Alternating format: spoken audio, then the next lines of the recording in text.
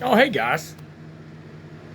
You ever notice how excited you get whenever you turn my videos on? Have you ever noticed how good you feel when you get to hear my voice and look at my face? Well, I figured so because we're back again. I know it's been a long time since I've done a video, but this is actually should be. My intent is a part two of tanning hides.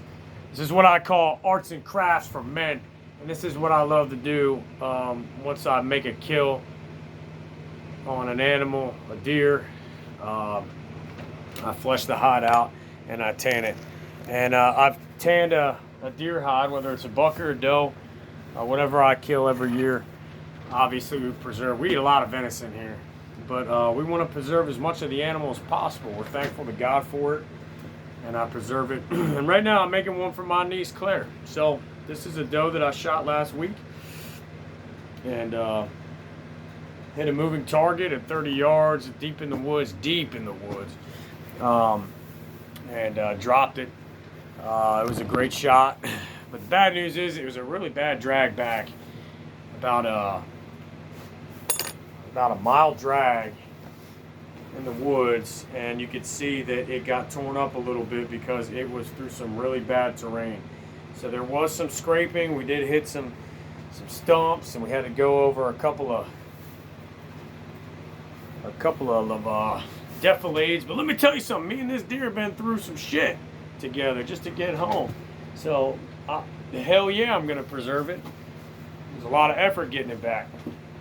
So I'm preserving it with all of its imperfections. I think it's still a good looking hide. So what you got to do is, obviously there's a lot of salting involved, and that's what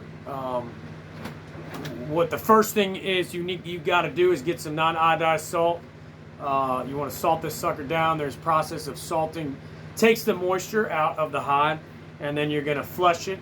You want to get as much of the meat and gristle and skin and all the membrane off as possible. So there's salting and there's flushing, salting, flushing, salting, flushing, and then eventually we're going to make a solution.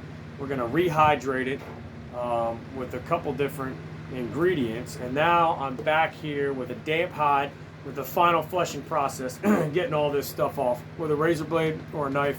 Flushing tools are great. Okay. Then what I'm going to be doing is I'm going to be applying some Nutan, and this stuff is great. I've been using it for years. I've made quite a few hides because I'm a good breeder and I got a lot of kids. So now we're moving on to extended family because, like I said, this is arts and crafts for men, and I love it.